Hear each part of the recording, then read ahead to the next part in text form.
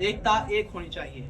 आदरणीय निर्णायक मंडल, सभी अध्यापकगण और मेरे प्यारे साथियों, मेरा कोड है ZY04 और मैं आज आपके समक्ष भारत के सबसे गंभीर मुद्दे जो भारत की एकता, भारत की पहचान और भारत के भविष्य को हमें दर्शाता है, बहुभाषाई भारत वरदान है या चुनौती।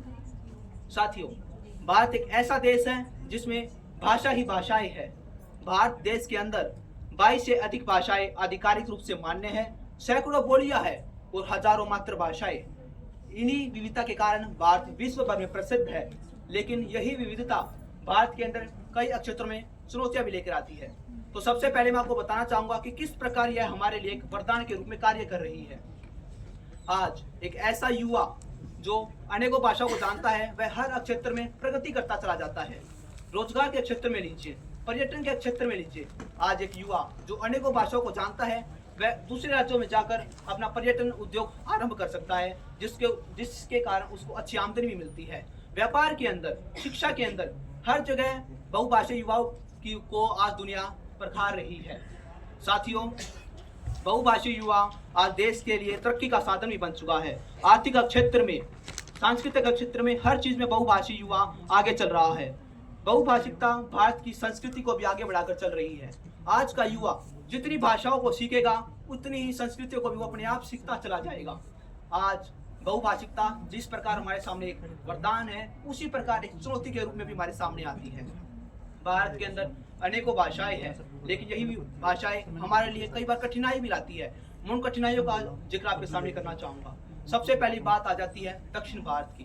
दक्षिण भारत के लोग हिंदी को स्वीकार नहीं करते। न जाने कितनी बार वहां पर भाषा के नाम पर दंगे होते हैं।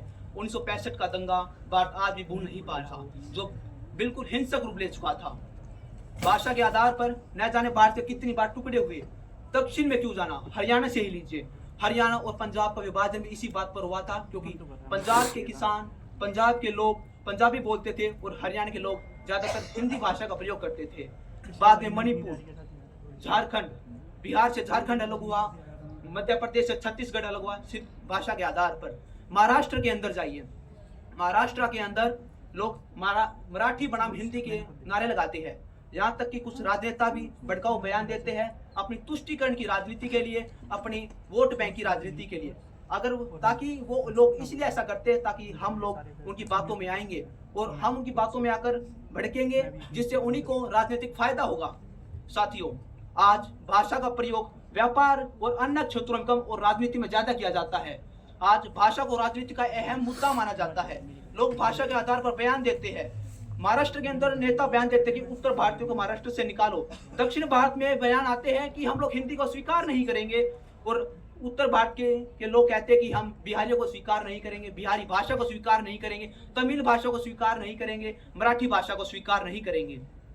साथियों, बात आती है शिक्षा के क्षेत्र में, प्रशासनिक क्षेत्र में। प्रशासनिक क्षेत्र में भी कई बार कठिनाई आती है। आज जब हम प्रशासन का कार्य करवाने दफ्तरों के अंदर जाते हैं, तो वहाँ हम देखते हैं कि किस प्रकार वहाँ पे या तो हिंदी भाषा का प्रयोग होता है या अंग्रेजी भाषा का।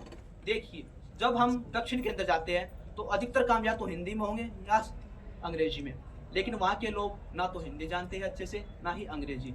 तो क्या ऐसे में उनका काम अच्छे से हो पाएगा? इसके समाधान भी हमारे सामने आते हैं। साथियों, यूनेस्को की एक रिपोर्ट कहती है कि भारत में लगभग 40% बच्चे सिर्फ भाषा के कारण अपनी अच्छी शिक्षा से पीछे रह जाते हैं।